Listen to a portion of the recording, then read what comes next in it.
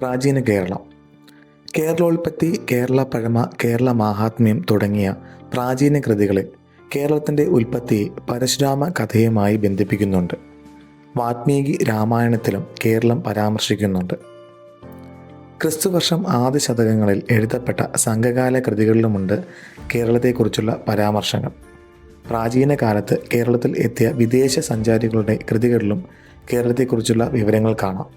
തമിഴകം. തിരുപ്പതി മുതൽ കന്യാകുമാരി വരെ നീണ്ടുകിടക്കുന്ന പ്രദേശമായിരുന്നു തമിഴകം. തമിഴകം തോണ്ടൈ നിലം, ചോളം, പാണ്ഡ്യം, ചേരം, കൊങ്ങുനാട് എന്നിങ്ങനെ 5 മണ്ഡലങ്ങളായി വിഭജിക്കപ്പെട്ടിരുന്നു.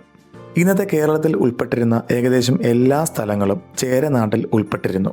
വിഴിഞ്ഞം മുതൽ കൊല്ലം വരെ വേണാടും, അതിന് വടക്ക് കാൽക്കനാടും, കായൽ പ്രദേശമായ കുട്ടനാടും, തൃശ്ശൂരും തെക്കേ മലബാറും ഉൾപ്പെട്ട കുട്ടനാടും, അതിന് വടക്ക് പൂഴിനാടും ഉൾപ്പെട്ടതായിരുന്നു ചേരരാജ്യം. ഐന്തിണை. പഴന്തമ്മി പാട്ടുകളുടെ അടിസ്ഥാനത്തിൽ ദക്ഷിണേന്ത്യയിലെ ജനവാസയോഗ്യമായ ഭൂമിയെ 5 തിണകളായി വിഭജിച്ചിട്ടുണ്ട്. പർവ്വത പ്രദേശം കുറിഞ്ഞി, ഫലഭൂഷ്ഠത ഇല്ലാത്ത ഊഷരഭൂമി പാലൈ, കുന്നുകളും താഴ്വാരങ്ങളും ചേർന്ന പ്രദേശം മുല്ലൈ, നദീതട സമതല പ്രദേശം മരുതം, സമുദ്ര തീരപ്രദേശം നെയ്തൽ എന്നിവയാണ് ഈ പ്രദേശങ്ങൾ. ഓരോ തിണയ്ക്കും അതിൻ്റേതായ ജനവിഭാഗങ്ങളും വിളകളും പക്ഷിമൃഗാദികളും വൃക്ഷലതാദികളും ഉണ്ടായിരുന്നു. മരുതം, മുല്ലൈ, കുറിഞ്ഞി പ്രദേശങ്ങളിൽ കാർഷിക വൃത്തികൾ നടന്നിരുന്നു.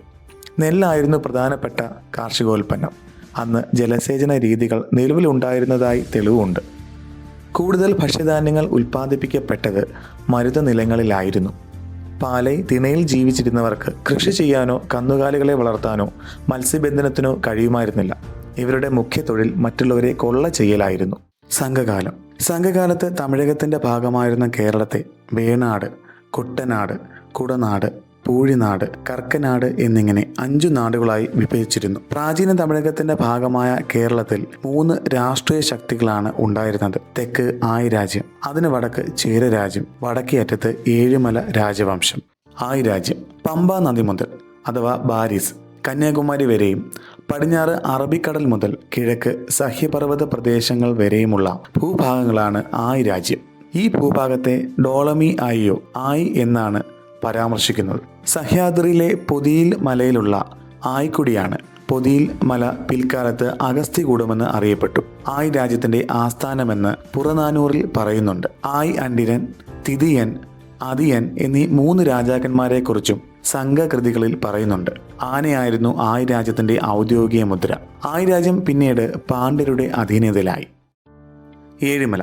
പിൽക്കാലത്ത് ഏഴിമലയും മൂഷക രാജ്യവുമായി തീർന്ന ഈ പ്രദേശത്തിൽ ഉത്തരഭാഗം മംഗലാപുരം വരെയും കിഴക്ക് സഹ്യാദ്രി ഭാഗങ്ങളും ഉൾപ്പെട്ടിരുന്നു. നന്നൻ എന്ന ഭരണാധികാരിയെക്കുറിച്ച് പഴന്തമ്മി പാട്ടുകളിൽ പരാമർശമുള്ളൂ. നിരവധി സംഘടനകളിൽ പങ്കെടുത്ത വീരനായ യോദ്ധാവ് എന്ന നിലയിലാണ് പാട്ടുകളിൽ നന്നൻ പ്രകീർത്തിക്കപ്പെടുന്നത്. ചേരരാജ്യം. ആയി രാജ്യത്തിന് വടക്ക് കുട്ടനാട് മുതൽ ഏഴിമല, അതായത് ഇന്നത്തെ കണ്ണൂർ വരെ ചേരരാജ്യം വ്യാപിച്ചിരുന്നു. സംഘകൃതിയായ പതിറ്റു പത്തിലാണ് ചേര സാമ്രാജ്യത്തെക്കുറിച്ച് കൂടുതൽ വിവരങ്ങളുള്ളത്. 10 ചേരരാജാക്കന്മാരെക്കുറിച്ചും 10 വീതം പാട്ടുകളാണ് പതിറ്റു പത്തിലുള്ളത്. ആദ്യത്തെയും അവസാനത്തെയും പത്തുകൾ കണ്ടുകിട്ടിയിട്ടില്ല. രാജാക്കന്മാരുടെ വീരപദാനങ്ങൾക്കാണ് ഇതിൽ പ്രാധാന്യം. പെരുമാൾ ഭരണം. തിരുവഞ്ചിക്കുളം അഥവാ മഹോദയപുരം ആസ്ഥാനമാക്കി AD 800 ചേരന്മാർ ശക്തി പ്രാപിച്ചു. ഈ കാലഘട്ടത്തെ പെരുമാൾ കാലഘട്ടമെന്നും ഭരണാധികാരികളെ കുലശേഖരന്മാർ എന്നും വിശേഷിപ്പിക്കുന്നു. പെരുമാൾ ഭരണം ഒരു കേന്ദ്രീകൃത ഭരണമായിരുന്നു. കേരളത്തെ 14 നാടുകളായി തിരിച്ച് നാടുവാഴികൾ ഭരിച്ചിരുന്നു. ഭരണത്തിൽ ബ്രാഹ്മണ സഭകൾക്ക് വലിയ സ്വാധീനമുണ്ടായിരുന്നു. ഭരണാധികാരികളെ സഹായിക്കാൻ കോയിൽ അധികാരികൾ ഉണ്ടായിരുന്നു.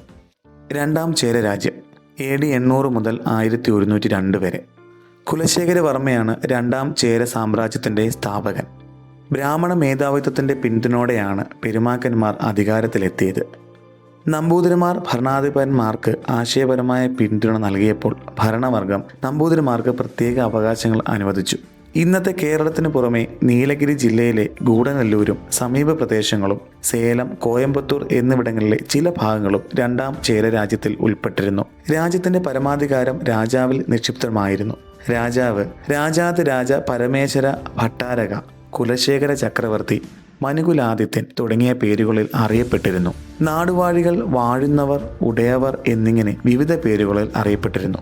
ഇവർ രാജാവിൻ്റെ മേധാവിത്വം അംഗീകരിക്കുകയും വരുമാനത്തിൻ്റെ ഒരു ഭാഗം രാജാവിന് സമർപ്പിക്കുകയും ചെയ്തു.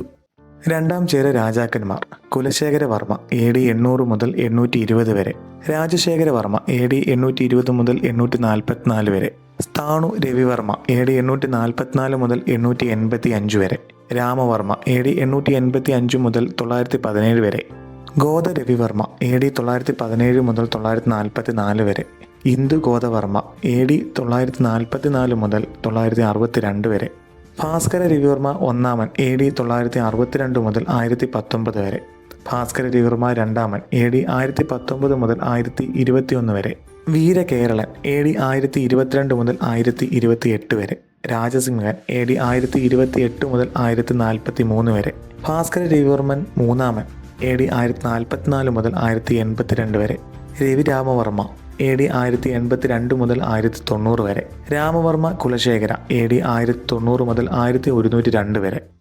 ചേര ചോള യുദ്ധങ്ങൾ. രണ്ടാം ചേര രാജ്യത്തിൻ്റെ ആദ്യകാലങ്ങളിൽ നിലനിന്ന ചേര ചോള സൗഹൃദം കാലക്രമേണ ഇല്ലാതാവുകയും ഇവർ തമ്മിൽ തുറന്ന സംഘടനകൾ ആരംഭിക്കുകയും ചെയ്തു. 11-ാം നൂറ്റാണ്ട് മുഴുവൻ തുടർന്ന ചേര ചോള യുദ്ധം നൂറ്റാണ്ട് യുദ്ധം എന്നാണ് അറിയപ്പെട്ടിരുന്നത്. ഈ യുദ്ധത്തിൽ ചേരന്മാർക്കായിരുന്നു വിജയമെങ്കിലും ചേര സാമ്രാജ്യത്തിൻ്റെ പതനത്തിനും ഇത് വഴിവെച്ചു.